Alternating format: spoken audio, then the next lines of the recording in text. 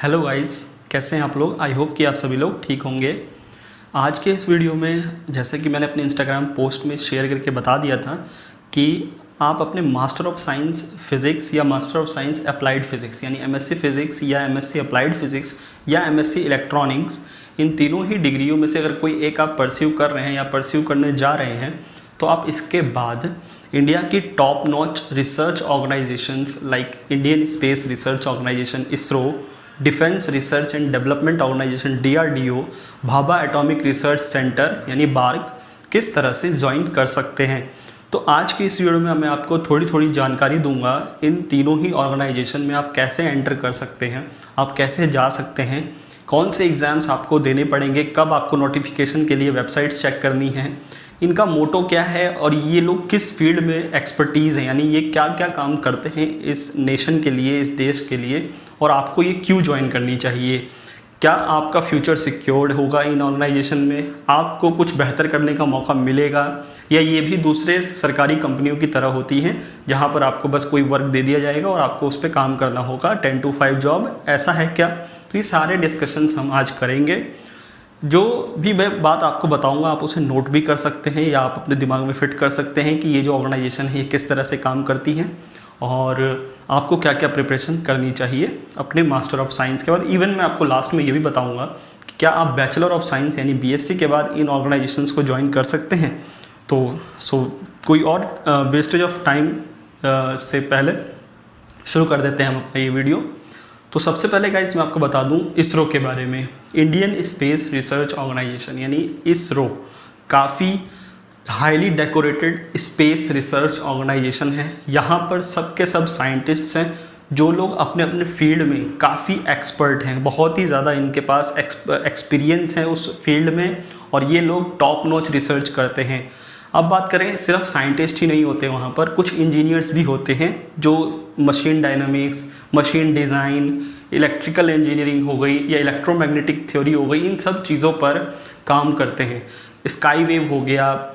फिर बात करते हैं साइंटिस्ट की, तो साइंटिस्ट भी अपने अपने फील्ड में, scientist in the sense astronomers होते हैं, एस्ट्रोफिजिसिस्ट होते हैं, मैथमेटिशियंस होते हैं जो वहाँ पर कैलकुलेशंस वगैरह, या प्लैनेट जो एक्सो प्लैनेट्स होते हैं, जो बाहर जितने भी आपके पास जो न्यू प्लैनेट्स को खोजना, न्यू एस्टेरॉइड्स को खोजना, इन सब चीज़ों पे वो लोग वर्क करते हैं जो साइंटिस्ट होते हैं। और इंजीनियर्स होते हैं जो डिज़ाइन बनाते हैं किसी भी, आपका स्पेस क्राफ्ट हो गया या आपका कोई भी लॉन्च व्हीकल हो गया, कोई लॉन्च व्हीकल का इंजन हो गया, उसमें कितनी इफ़िशियंसी होगी, कितना फ्यूल लगेगा, उन सारी चीज़ों का जो कैलकुलेशन है, जो डिज़ाइन है, वो इंजीनियर्स तैयार करते हैं, जो कि मेनली एक मैकेनिकल इंजीनियरिंग और एक इलेक्ट्रिकल इंजीनियरिंग और एक सिविल इंजीनियरिंग जैसे जो एक्सपीरियंस का वर्क होता है। तो बेसिकली इसरो जो होता है वो सिर्फ साइंटिस्ट को रिक्रूट नहीं करता, वो एज वेल एज इंजीनियर्स को भी रिक्रूट करता है। लेकिन उसका रिक्रूटमेंट का तरीका क्या है, लेकिन उससे पहले गाइज इसरो का मेन मोटो क्या है, इसरो क्यों बनाई गई थी, इसरो का मेन विज़न क्या है कि वो क्या करना चाहती है इन फ्यूचर। और अभी रिसेंटली जैसे लास्ट ईयर आप लोगों को पता है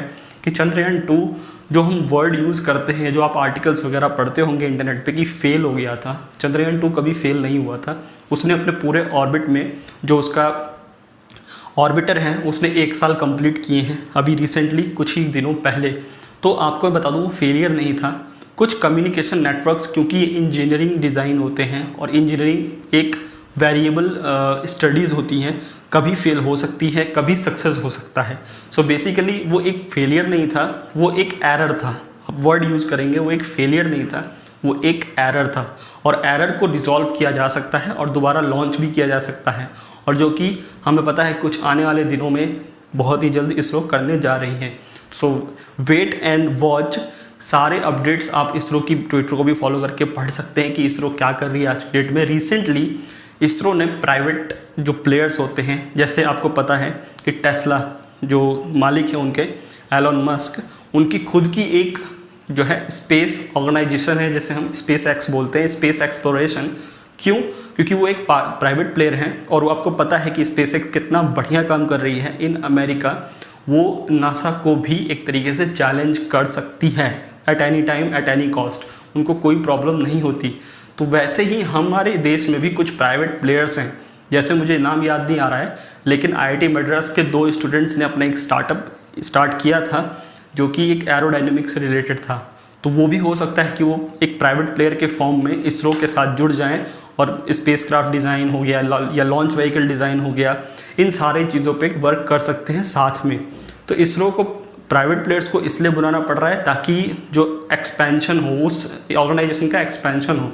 रिसेंटली हमें क्योंकि एडवांस चीज़ें चाहिए, उसके लिए थोड़ा आपको पता ही है कि हम प्राइवेट प्लेयर्स को ला सकते हैं, ऐसी कोई प्रॉब्लम वाली बात नहीं है। ध्यान रखिएगा, नासा में भी कुछ लोग प्राइवेट प्लेयर्स जुड़े हुए हैं जो लोग अपने हिसाब से फंड देते हैं और नासा जो है उस पर काम करती है।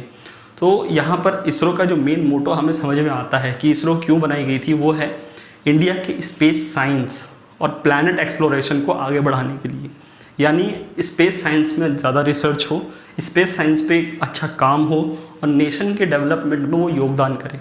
सो बेसिकली इसरो का विज़न ये है कि टू एक्सप्लोर, टू इंक्रीज़, और आप ये समझ सकते हैं कि टू एक्सप्लोर या to increase the space science as well as planet exploration research. तो ये इसरो का मोटो है। लेकिन आपको इसरो ज्वाइन क्यों करनी चाहिए? सबसे इम्पोर्टेंट चीज़ कि आपको ऑन द ग्राउंड एक नेशन के डेवलपमेंट में योगदान करने का मौका मिलेगा। हालांकि सारे लोग जो ये सिटीजन ऑफ इंडिया है वो कहीं ना कहीं इंडिया के डेवलपमेंट में, भारत के डेवलपमेंट में कुछ ना कुछ अपना जो है कंट्रीब्यूशन करते हैं, चाहे वो टैक्सेशन के फॉर्म में हो क्योंकि सारे लोग टैक्स भरते हैं, सामान खरीदते हैं, या किसी और चीज़ के, चाहे वो सिविल इंजीनियर्स हो या कोई एक लेबर हो, वो भी एक देश के डेवलपमेंट का चौथा पिलर होता है।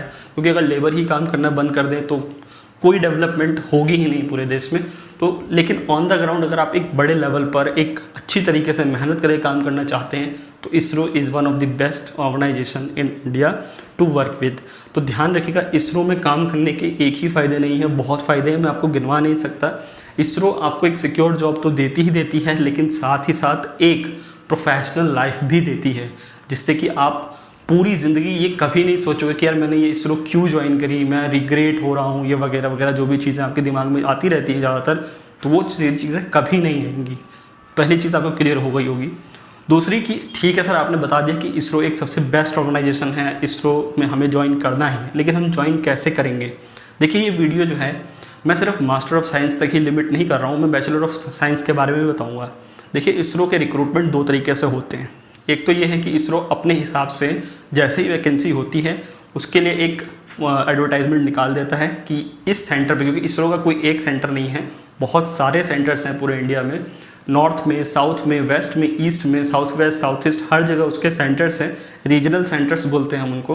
तो यहाँ पर रिक्रूटमेंट्स निकलती रहती हैं। जैसे आपको पता ही है कि कोई रिटायर हो गया या किसी का कहीं पे ट्रांसफ़र हो गया तो वो पोस्ट वहाँ पर खाली हो जाती है, तो उस हिसाब से वो एडवर्टाइजमेंट निकालते रहते हैं कि हाँ इस पोस्ट के लिए यहाँ खाली हुई। तो वो एडवर्टाइजमेंट आपको कहाँ मिलेंगी?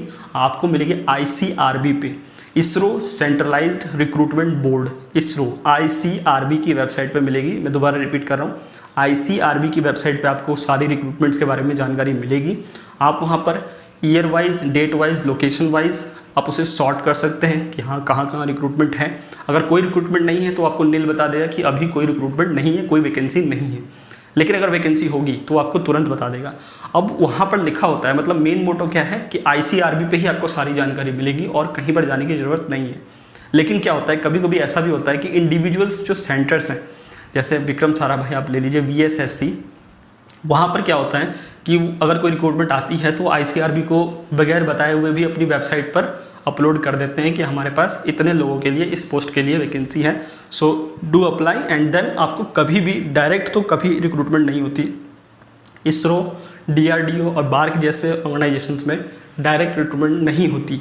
आपको उसके लिए exam plus interview plus physical test, तीनों ही चीज़ें क्रैक करनी होती हैं। तो एग्ज़ाम तो देना ही पड़ेगा। उसके लिए क्या होता है, जब भी कभी एडवर्टीजमेंट आता है किसी भी वैकेंसी के लिए तो उसी एडवर्टीजमेंट पर सारी चीज़ें लिखी होती हैं, सारी चीज़ें, ये मैं BSc के लिए बता रहा हूँ, सारी चीज़ें लिखी होती हैं कि आपको क्या है, कौन सा एग्ज़ाम देना है, एग्ज़ाम का सिलेबस क्या होगा और एग्ज़ाम कितने मार्क्स का होगा और इंटरव्यू और फिजिकल टेस्ट में क्या क्या रिक्वायरमेंट होती है। तो बैचलर्स के स्टूडेंट के लिए जो पोस्ट होती है वो टेक्निकल असिस्टेंट और साइंटिफिक असिस्टेंट की होती है। टेक्निकल असिस्टेंट में आपको पता है ITI वगैरह यूज़ होता है, ITI या डिप्लोमा जिसने की होती है, पॉलीटेक्निक। और साइंटिफिक असिस्टेंट में बैचलर्स यानी BSc फिजिक्स, केमिस्ट्री, मैथमेटिक्स, इन तीनों ही पोस्ट के लिए निकलती है। साइकोलॉजी और लाइफ साइंस के लिए भी कभी कभी निकलती है। तो बैचलर्स के स्टूडेंट्स के लिए क्या होता है, कोई एक परफेक्ट जो है कोई ऐसा पर ईयर वाला सिस्टम नहीं है कि हाँ एग्ज़ाम होगा ही और आपको जॉब मिलेगा ही। जैसे ही वैकेंसी आती है साइंटिफिक असिस्टेंट, टेक्निकल असिस्टेंट, तो आपको वेबसाइट देखनी है। कौन सी वेबसाइट देखनी है? या तो आप जुलाई, अगस्त, सितंबर इन 3 महीनों में जितने भी सेंटर्स हैं इसरो के, उनकी इंडिविजुअल वेबसाइट्स पर कैरियर और रिक्रूटमेंट वाला जो सेक्शन होता है वहाँ जाके देख सकते हैं। नहीं तो आप ICRB की वेबसाइट पर भी देख सकते हैं। तो ये हो गई आपकी बैचलर्स। लेकिन मास्टर्स के स्टूडेंट कैसे अप्लाई कर सकते हैं? देखिए, जो बैचलर्स के स्टूडेंट होते हैं उन्हें साइंटिफिक असिस्टेंट या टेक्निकल असिस्टेंट की जॉब मिलती है। मैंने पिछले साल जब ये रिक्रूटमेंट आई थी तो मैंने वीडियो भी बनाई थी कि किस तरीके से जो है आप इसरो ज्वाइन कर सकते हो, VSSC जो सेंटर हैं वो ज्वाइन कर सकते हो। लेकिन मास्टर ऑफ साइंस के लिए एक फिक्स्ड रिक्रूटमेंट होता है। क्यों? क्योंकि MSc applied physics, MSc physics, MSc electronics, MSc mathematics, MSc computer science, जितने भी मास्टर ऑफ साइंस के स्टूडेंट्स हैं वो उनको पता होना चाहिए कि इसरो एक एग्ज़ाम करवाती है जो कि आपको डायरेक्ट साइंटिस्ट की जॉब मिलती है। साइंटिस्ट D से स्टार्ट होता है, साइंटिस्ट आपका B से स्टार्ट होता है और जैसे जैसे आप नीचे आते जाएंगे यानी BCDE तो आपका लेवल बढ़ता है, आपका ग्रॉस पे बढ़ता है, आपको कम काम दिया जाता है। कम काम मतलब कि आपका जो ब्रांच है, अगर आप पहले एक जूनियर साइंटिस्ट थे तो अब आप सीनियर साइंटिस्ट हो जाएंगे। पहले अगर आप एक असिस्टेंट थे तो अब आप सीनियर साइंटिस्ट हो जाएंगे। तो एक तरीके से आपकी प्रमोशन होती है। मतलब हर मेरे ख्याल से 3 या 4 साल के बाद आपको, शायद मुझे इतना प्रमोशन के बारे में पता नहीं है वहाँ पर, लेकिन बहुत जल्द मैं बता दूँगा आपको। तो ध्यान रखिएगा, प्रमोशन होता है। लेकिन उसके लिए क्या होता है कि फॉर्म निकलते हैं हर साल। उसमें क्या होगा कि जो वैकेंसी होती है वो हर साल आती है। क्योंकि आपको पता है कि जो साइंटिस्ट एक बार रिक्रूट हुआ है वो कभी ना कभी रिटायर भी होगा और वो हर साल होते हैं। तो जैसे ही वो पोस्ट खाली होती है तो भरते जाता है, ऐसे आगे आगे चलता रहता है ये। तो उस हिसाब से जो जितने भी B.Tech और MSc के स्टूडेंट होते हैं उनके लिए ये एग्ज़ाम होता है। लेकिन डायरेक्ट यहाँ पर भी नहीं है, डायरेक्ट सिर्फ उनके लिए है। मतलब वो डायरेक्ट इंटरव्यू में बैठ सकते हैं जिन्होंने गेट का एग्ज़ाम क्वालिफाई किया हुआ है। गेट का एग्ज़ाम आपको पता है क्या होता है? Graduate aptitude test in engineering. ये जो एग्ज़ाम जो स्टूडेंट क्रैक करके बैठे हुए हैं, चाहे वो MSc के हों या B.Tech के हों, वो अप्लाई करते हैं। उनका स्कोर एटलीस्ट 800 के अराउंड है। हालांकि लिखा तो 750 ही होता है, लेकिन आप 50 स्कोर बढ़ा लीजिए तो 800 स्कोर अगर आपका अच्छा है आउट ऑफ 1000 तो आप अप्लाई करेंगे। आपके स्कोर के बेसिस पर शॉर्ट लिस्ट किया जाएगा, फिर आपका इंटरव्यू होगा, फिर आपका फिजिकल टेस्ट होगा, देन आपका सिलेक्शन हो जाता है, देन आप इसरो में एंटर कर जाते हो। सो बेसिकली इसरो में जाने के मैंने 2 तरीके आपको बताए हैं।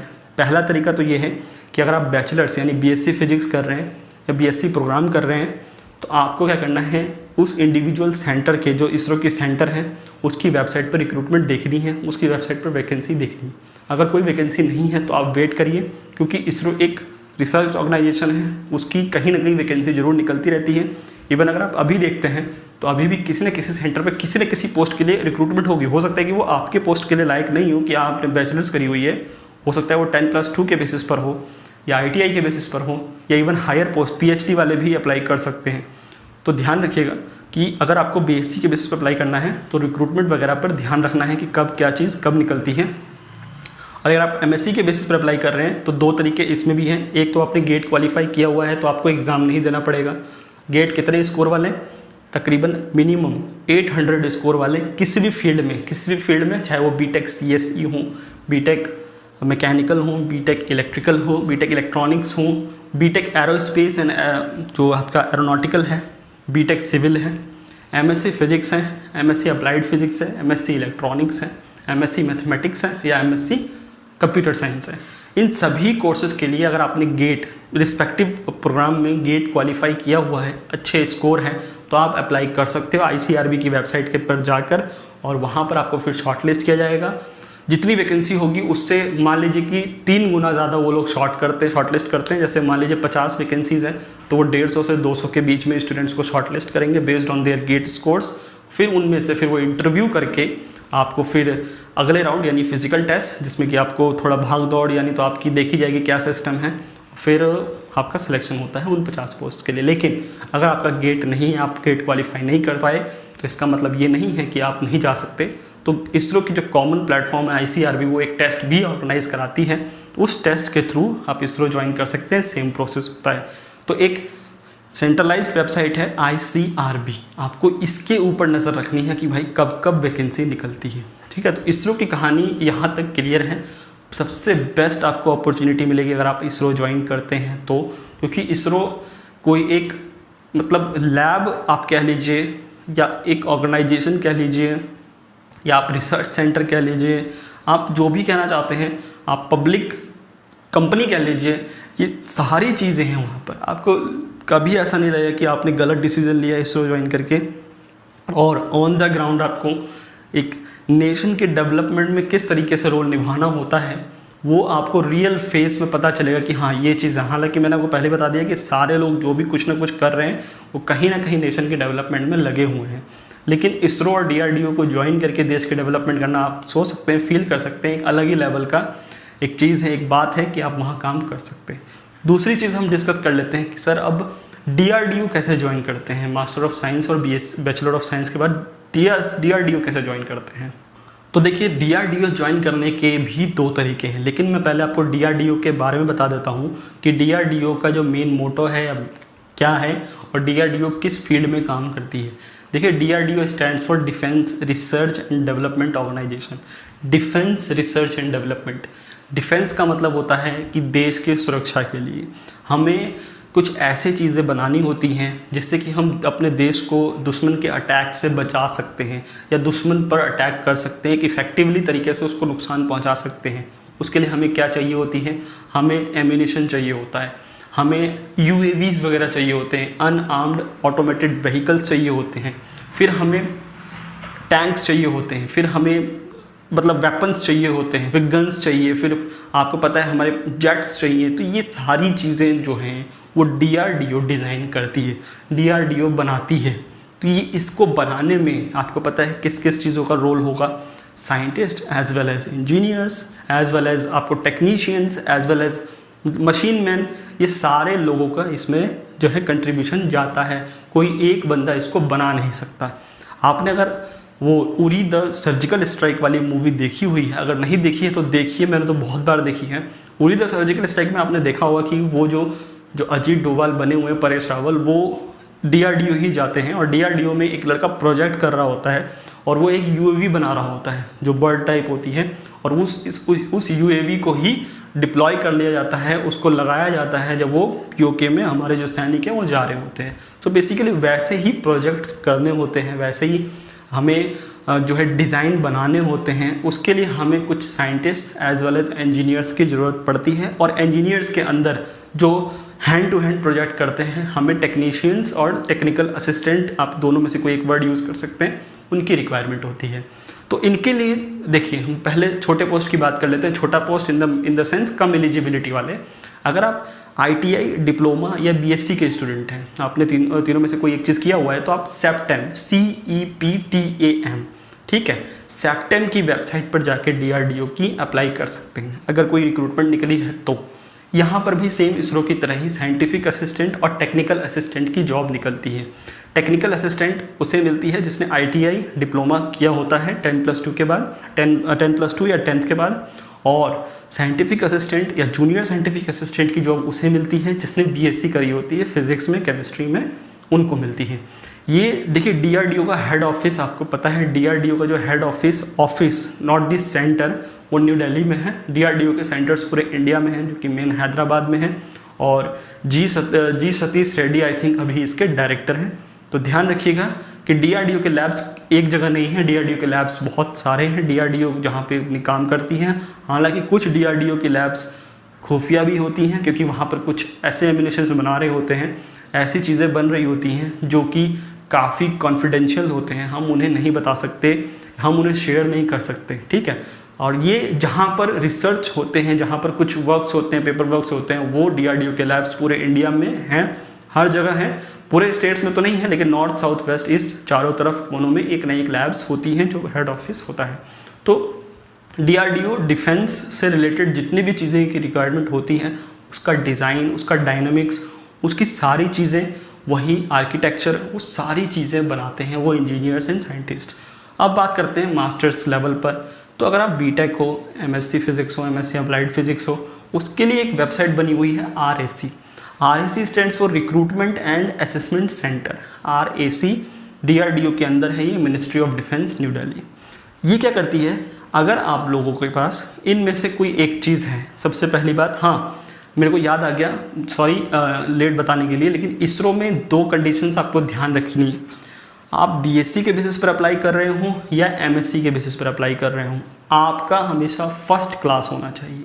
मतलब आपके डिग्री जो होनी चाहिए वो फर्स्ट क्लास होनी चाहिए। फर्स्ट क्लास में डिस्टिंक्शन ज़रूरी नहीं है, लेकिन फर्स्ट क्लास होना चाहिए। फर्स्ट क्लास का मतलब होता है आपकी परसेंटेज 60% से ज़्यादा होनी चाहिए और 6.5 CGPA के ज़्यादा होनी चाहिए। 6.5 CGPA से ज़्यादा होनी चाहिए और 60% से ज़्यादा होनी चाहिए। अगर आप सेकंड क्लास हो, थर्ड क्लास हो, तो आपको एलिजिबिलिटी नहीं मिलेगी, आपको एलिजिबल नहीं माना जाएगा। तो ध्यान रखिएगा, आपका first class BSc as well as MSc होना चाहिए। अगर आप बीएससी के बेसिस पर अप्लाई कर रहे हो या एमएससी के, अगर एमएससी के बेसिस पर अप्लाई कर रहे हो तो बीएससी में भी फर्स्ट क्लास होना चाहिए और एमएससी में भी फर्स्ट क्लास होना चाहिए। तो ध्यान रखिएगा इस चीज़ का। सिमिलरली यही चीज़ डीआरडीओ में भी एप्लीकेबल होता है कि आपके पास एटलीस्ट फर्स्ट क्लास होना चाहिए, कम से कम, ज़्यादा से ज़्यादा कुछ भी हो, कम से कम at least masters degree first class की होनी चाहिए। किन किन सब्जेक्ट्स में? साइंस का कोई सा भी सब्जेक्ट चलेगा, physics, chemistry, life science, physical, जो भी है आपके पास, इलेक्ट्रॉनिक्स हो गया, इन्फॉर्मेटिक्स हो गया, जो भी है, मैथमेटिक्स में या साइकोलॉजी में भी। और फर्स्ट क्लास अगर आप इंजीनियरिंग की बात करते हैं, बीटेक के थ्रू अप्लाई करते हैं, तो फर्स्ट क्लास इन इंजीनियरिंग होनी चाहिए। फर्स्ट क्लास की डेफिनेशन क्या होती है? 60% से ज़्यादा और 6.5 CGPA से ज़्यादा। CGPA मैंने बता दिया और आपको परसेंटेज भी बता दिया, ठीक है। उसके बाद अगर आपके पास कुछ एक्सपीरियंस है, क्योंकि कुछ स्टूडेंट्स ऐसे होते हैं जो पहले से ही कहीं ना कहीं किसी ऑर्गेनाइजेशन में काम कर रहे होते हैं, किसी पब्लिक ऑर्गेनाइजेशन में काम कर रहे होते हैं। एग्जाम्पल के लिए मान लीजिए आप कोई CSIR लैब में कोई काम कर रहे थे। CSIR लैब्स आपको पता है, आप नेट के बाद ज्वाइन कर सकते हैं। आपको 3 साल का अगर एक्सपीरियंस है, 3 साल का, एटलीस्ट 3 साल का है, तो आपको साइंटिस्ट की C पोस्ट मिलेगी। हालांकि डायरेक्ट नहीं जा रहे हैं आप लोग, एग्जाम के थ्रू ही होगा आपका, लेकिन अगर एक्सपीरियंस है साथ में तो आपको कोई दिक्कत नहीं होगी। अगर आपके पास 7 ईयर का एक्सपीरियंस है तो साइंटिस्ट D की पोस्ट मिलेगी। 10 ईयर का एक्सपीरियंस है तो साइंटिस्ट E की पोस्ट मिलेगी। और 13 ईयर्स का एक्सपीरियंस है तो साइंटिस्ट F का पोस्ट मिलेगा। और 15 ईयर्स एंड प्लस का एक्सपीरियंस है तो इनमें से कोई सा भी एक पोस्ट मिल सकता है, साइंटिस्ट GH मिल सकता है, ठीक है। वो लोग उसको तय करेंगे। तो अगर आपके पास एक्सपीरियंस भी है साथ साथ तो आपको एक मतलब मौका मिलेगा कि आपकी प्रमोशन ऑलरेडी हो चुकी है, आपको बड़ा पोस्ट मिलेगा। तो आप देख सकते हैं कि जैसे जैसे आप ABCD में EFG की तरफ बढ़ेंगे तो आपका प्रमोशन अच्छा होता है, आपका पे स्केल अच्छा होता है, आपको दूसरे के मुकाबले थोड़ा कम काम करना पड़ता है, मतलब कंप्यूटर के सामने जो भी आप काम करेंगे। फिर दूसरी चीज़, यहाँ पर एक कंडीशन बहुत ही इंपॉर्टेंट है, ठीक है। उनके पास डिज़ायरेबल ये है कि वो डिज़ायर करते हैं कि जो अप्लाई कर रहे हैं उनके पास एटलीस्ट इनमें से किसी एक जो लैंग्वेज है वो, मतलब ज़रूरी नहीं है कि आनी चाहिए, लेकिन अगर आएगी तो वो एक तरीके से +2 वाला पॉइंट हो जाएगा, वो प्लस पॉइंट माना जाएगा। क्या? चाइनीज़, फ्रेंच, जर्मन, जापानीज़ और रशियन, इन 6 लैंग्वेजेस, 5 लैंग्वेजेस में से कोई सी भी एक लैंग्वेज अगर आपके पास आती है, इसे कहते हैं हमें भी फॉरेन लैंग्वेज 1-2 सीखनी चाहिए। इंग्लिश यहाँ परमानेंट नहीं लिखा हुआ है, लेकिन इन 5 लैंग्वेजेस में से कोई एक अगर आती है तो आपके जो रिज़ल्ट के टाइम पर वो प्लस ऐड हो जाएगा, एक अच्छा चीज़ मानी जाएगी कि हाँ आपके पास जो है इस चीज़ की भी नॉलेज है। तो हो सकता है कि 1% आपका चांस बढ़ जाता है कि आपको, क्योंकि DRDO डिफेंस से रिलेटेड है, कॉन्फिडेंशियल चीज़ है, तो आपके दूसरे कंट्री क्या कर रहे हैं उस चीज़ में हो सकता है कि आपको DRDO में, जैसे रॉ होता है हमारे पास RNAW, खुफिया विभाग ही मिल जाए। आपको ये पता लगाना होता है कि भाई चाइनीज़ जो है अपने डिफेंस में क्या क्या चीज़ें डेवलप कर रहा है, या जैसे हमने पोखरण टेस्ट किया था तो अमेरिका हमेशा हमारी तरफ नज़र रखा के बैठा था कि ये क्या कर रही है इंडिया, ये पता करना चाहिए। तो वैसे ही आपको अगर नॉलेज है इनमें से किसी एक लैंग्वेज की तो बहुत अच्छी बात है, अदरवाइज़ कंपलसरी नहीं है। दूसरी चीज़, जो आपके पास जो एग्ज़ाम होगा, इसका एग्ज़ाम तो होता है, एग्ज़ाम के बगैर तो नहीं होगा। तो ये RAC जो है, आप इसकी वेबसाइट पर पढ़ सकते हैं जाके कि एग्ज़ाम वगैरह करवाती है और एग्ज़ाम के थ्रू आपका जो है रिक्रूटमेंट होता है, ठीक है। लेकिन BSc के बेसिस पर क्या होता है कि सेप्टेम की वेबसाइट पर आपको जाके पता कर सकते हैं, ठीक है। तो DRDO का भी एग्ज़ाम होता है, क्वालिफिकेशंस मैंने बता दी आपको, और RAC की वेबसाइट पर आपको ध्यान रखना है, RAC साइंटिस्ट की पोस्ट पर जॉब निकलती और इंजीनियर्स की पोस्ट पर। DRDO अब गेट के थ्रू भी अब रिक्रूटमेंट करती है। DRDO ने रिसेंटली स्टार्ट किया, पहले नहीं करती थी, तो गेट के थ्रू भी होता है, मैं उसके लिए आपको अपडेट कर दूंगा, ठीक है। तो इसरो के लिए ICRB, DRDO के लिए RAC as well as CEPTAM, 2 website मैंने बताई है, CEP, TAM। अब मैं लास्ट थोड़ा डिस्कशन कर लेते हैं बार्क कैसे ज्वाइन किया जाता है। तो गाइज़ मैं अब आपको बताता हूँ कि आपको बार्क कैसे ज्वाइन करना है, यानी आपकी करियर अपॉर्चुनिटीज़ क्या हैं और बार्क किस फील्ड में काम करती है। तो जैसा कि आपको बार्क का फुल फॉर्म पता होगा, नहीं पता तो देखिए, भाभा एटॉमिक रिसर्च सेंटर। ये क्या करती है? ये न्यूक्लियर रिसर्च करती है, यानी देश के लिए कोई न्यूक्लियर वेपन तैयार करना है, एटॉमिक बॉम्ब्स रिलेटेड जितने भी हाइड्रोजन बॉम्ब या न्यूक्लियर बॉम्ब्स जितने होते हैं उन सभी चीज़ों पे रिसर्च होता है। इसमें आपको जो पोस्ट मिलती है बीएससी के बेसिस पर कोई जॉब नहीं निकलती, no jobs on the basis of your BSc. और यहाँ पर जो भी जॉब्स मिलेंगे आपको एटलीस्ट मास्टर्स डिग्री या बैचलर्स इन टेक्नोलॉजी यानी बीटेक या बीई डिग्री के बेसिस पर होता है। बीएससी के लिए कोई जॉब नहीं है बार्क में। फिर हम बात करते हैं जो आपको यहाँ पर एग्ज़ाम देना होता है, वो आपको साइंटिफिक ऑफिसर बनाता है वहाँ पर एमएससी के बेसिस पर। उसके लिए जो उसका एग्ज़ाम है वो है OCES। इसका फुल फॉर्म है 1 year course for engineering as well as science graduates. OCES ये 1 साल का ट्रेनिंग प्रोग्राम होता है, इसके बाद आपकी पोस्टिंग होती है। लेकिन इस 1 year program 1 year training school को ज्वाइन करने के लिए आपको एग्ज़ाम देना पड़ता है, जिसकी जो एलिजिबिलिटी है फॉर फिजिक्स डिसिप्लिन वो क्या है मैं बता देता हूँ।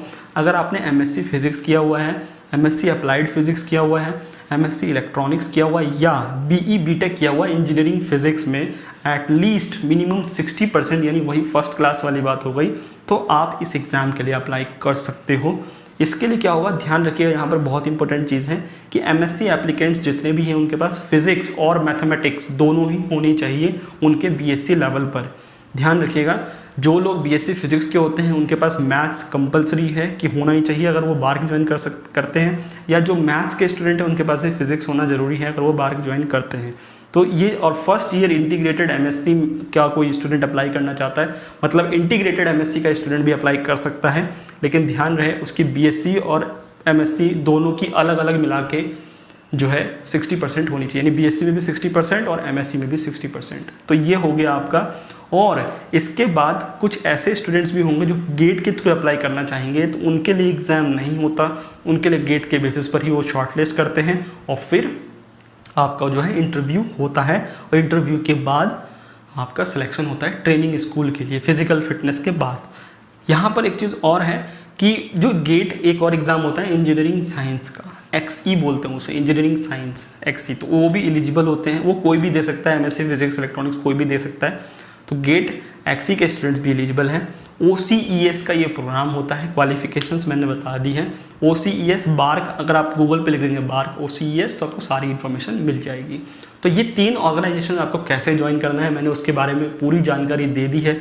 इसके अलावा भी कोई डाउट है, हालांकि मैंने ये ऊपर से आपको जानकारी दी है, डीप में मैं इसके ऊपर पर ऑर्गेनाइजेशन यानी हर एक ईच ऑर्गेनाइजेशन के बारे में अलग अलग वीडियो बनाऊंगा कि बार्क के लिए आपको कैसे अप्लाई करना है, कब डेट्स निकलती हैं, इसरो के लिए क्या कब डेट्स निकलती है, कैसे अप्लाई करना है, और DRDO के लिए कैसे अप्लाई करना है। लेकिन मैंने एटलीस्ट आपको आइडिया दे दिया होगा, आपको समझ में आ गया होगा कि कैसे ज्वाइन करते हैं इन तीनों को और क्या क्वालिफिकेशंस होती हैं और इनका मेन मोटो क्या है और आपको ज्वाइन करना, क्योंकि बार्क तीनों ही organisation at the top of the level हैं, कोई प्रॉब्लम्स नहीं होती। ठीक है, तो आई होप कि आपको वीडियो अच्छा लगा होगा। वीडियो थोड़ा लंबा हो गया, लेकिन आपको जानकारी पूरी मिलनी चाहिए, इसलिए थोड़ा टाइम हो जाता है। सो मिलते हैं नेक्स्ट वीडियो में। कोई सा भी डाउट आप नीचे कमेंट करके पूछ सकते हैं कि सर ये चीज़ कैसे, मतलब क्या क्वालिफिकेशन से लेकर या परसेंटेज से बेसिस पर या कोई सी भी चीज़ हो आप पूछ सकते हैं। ठीक है, so do comments your feedback, and अगर आपको अच्छा लगा ये वीडियो, समझ में आई सारी बातें, तो लाइक ज़रूर कर दीजिए, अपने ज़्यादा से ज़्यादा दोस्तों के साथ शेयर करिए क्योंकि उनको भी जानकारी होनी चाहिए। और अगर आप लोग नए हो चैनल पे तो सब्सक्राइब ज़रूर कर लीजिए। मिलते हैं अपने नेक्स्ट वीडियो में, तब तक के लिए ख्याल रखिए अपना। Good bye, take care.